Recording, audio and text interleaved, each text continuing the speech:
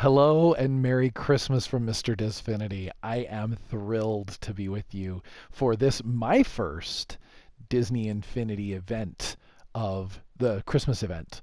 I have had a wonderful year starting this YouTube channel and becoming part of the Disney Infinity family, the Disney Infinity family of creators, I guess we could say, to be able to bring some of these toy boxes to you, especially for these special events. It was a thrill to do the Halloween one, and now I'm thrilled to bring you this Christmas one. This toy box is a Scrooge, I wonder why I can't see the second star from the right. a Christmas Carol story toy box. And I've been inspired by a couple of different tellings of a Christmas Carol. One of those being the story of Mickey's Christmas Carol, and you're going to see some of those characters here. There are also a couple of characters you will also see from Muppet Christmas Carol, which is, in my opinion, one of the best tellings of A Christmas Carol. And then we will also have just a little bit of an homage to some of them. In some places, actually, you might see characters from both Mickey's Christmas Carol and Muppet Christmas Carol. But in this case, instead of telling the story from the vantage point of Scrooge, we're going to do a little bit similar, in my opinion, to Apple TV's Spirited, where it's told a little bit more so from the vantage point of the Ghosts of Christmas Past, Ghosts of Christmas Present, and the Ghosts of Christmas Yet to Come. So they are going to be joining us on this journey. And here we have Tinkerbell in the role of the Ghost of Christmas Past. So we're going to pick up the story right after Jacob Marley has visited with Scrooge. So as we can see, we're headed to Scrooge's house. And Tinkerbell, rather than going through the front door, is just going to go right on up to his balcony. And let's see if Scrooge might be in. Hello, there's his painting on the wall. Where is Scrooge? And here he is.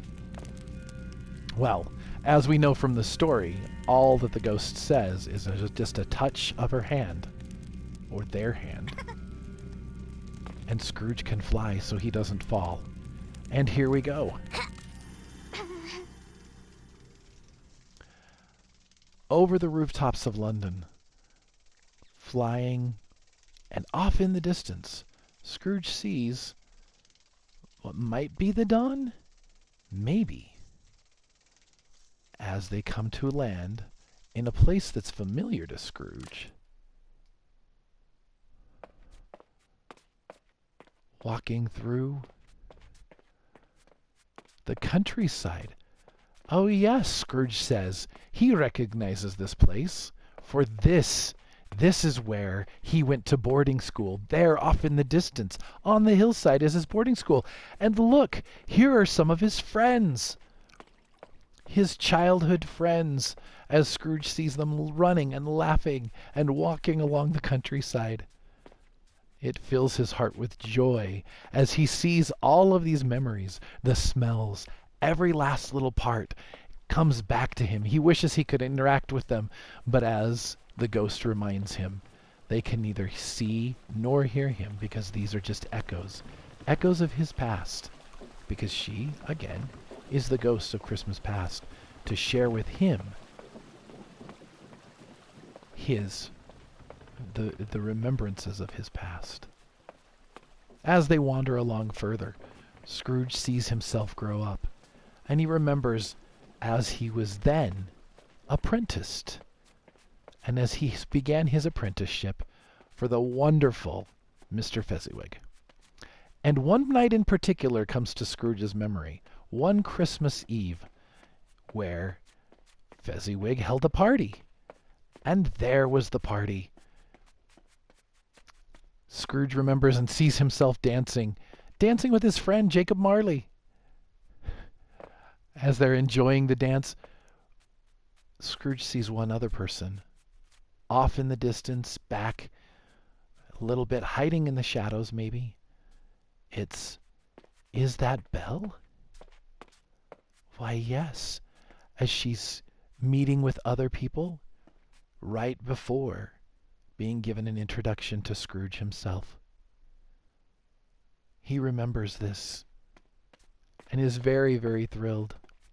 But the Ghost of Christmas Past is not one to wait around for long, for they must continue on their journey. But Scrooge knows where this journey is headed, particularly as the sky changes.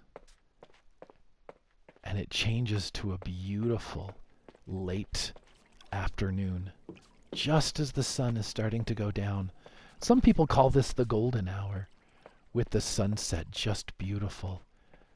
And the sky, clouds lightly misty, just as the stars are starting to come out, a few of them.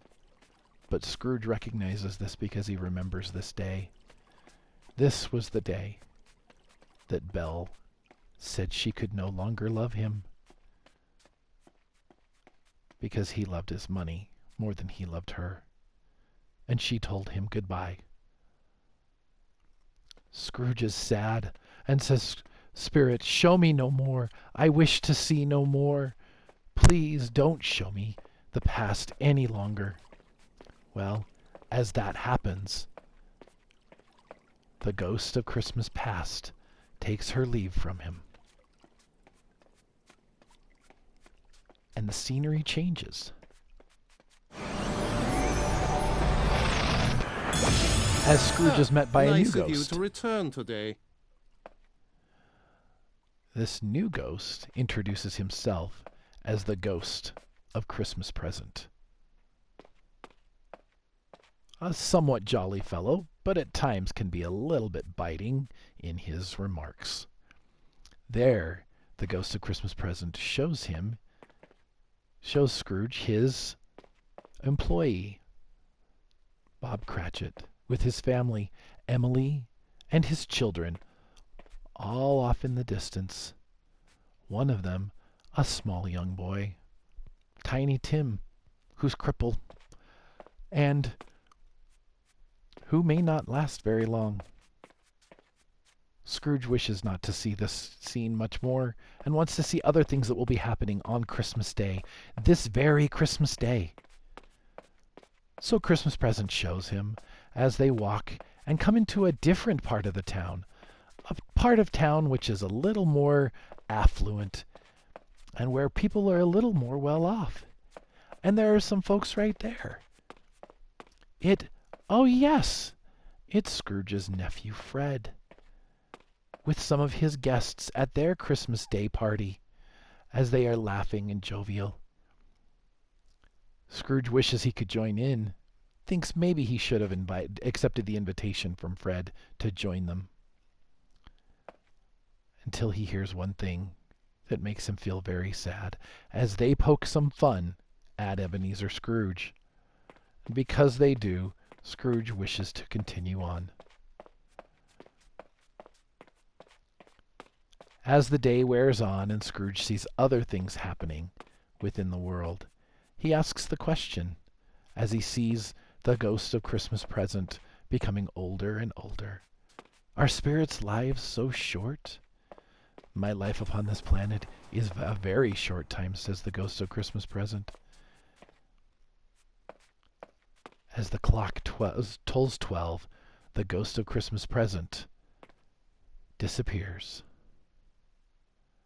And once he disappears, he is replaced by a tall ghost. Now, what do you say we try our hand at something new? In the story, mind you, the Ghost of Christmas Yet to Come isn't a very vocal person, but when we take into consideration that Jack Skellington is taking the role this time, we might hear a few other things from him. As they wander into one darkened side of town, they come across some individuals, and there they are laughing and joking as they go through a chest. Scrooge thinks that chest looks very familiar. They start to divide up with the rag and bone man. They divide up some of the spoils of what they've collected.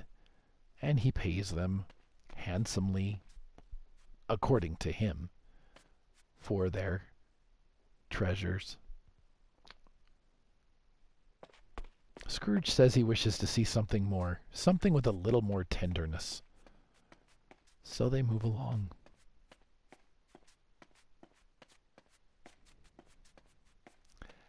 As they move along, one area of town becomes familiar to Scrooge again. He recalls it.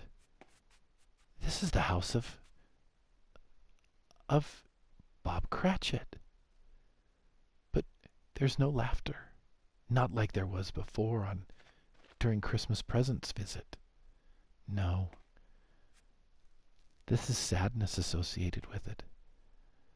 As Scrooge listens, he discovers that Tiny Tim has passed away.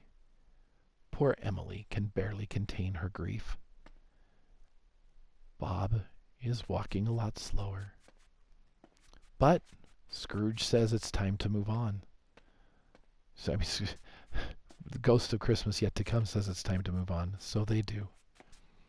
As they move along, the sky changes one more time from the rainy, overcast to stormy. Not just rainy, but now stormy.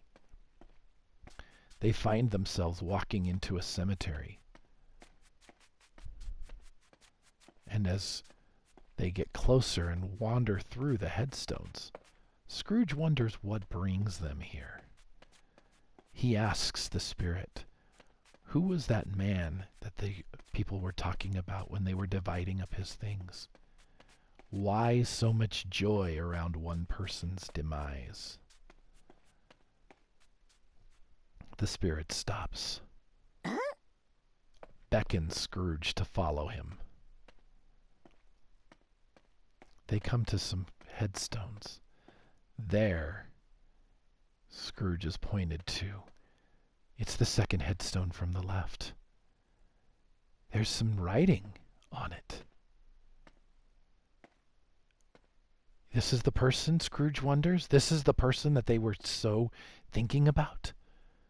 And if so, he's certain he knows whose name it is. Is there anything that can be done? Or is all hopeless for him? As they approach closer, Scrooge sees that indeed the name on the headstone is his very own. Suddenly the ground opens up, and they fall to find themselves in Scrooge's house. The Ghost of Christmas Present, or Past, excuse me, the Ghost of Christmas Yet to Come, Hey, disappears. And it is Christmas morning. The spirits did it all in one night, and Ebenezer Scrooge goes into the world a changed man. That is my toy box for everyone. The Christmas Carol, to me, is a wonderful story about redemption and change. It's a story that says that even though some of us, all of us I should say, make poor choices now and again, there is a chance. It's a good thing I got to visit instead of Vidya. She could never get excited about building things. I love how they take the inspirational parts out for me, or interrupt my inspirational parts. Just one last thing I wanted to say. I love this story because it is a story of inspiration for us. It is a story that says that there is no lost. As it says in the Apple TV Spirited, we're not truly unredeemable. I think that there is an opportunity for all to be redeemed because there is good in so many people as we go looking for that. My hope and wish and holiday wish to all of you is that you can find the good in those around you. Have a Merry Christmas, a very Happy New Year, and I look forward to even more videos with you in the coming year. Merry Christmas, everyone.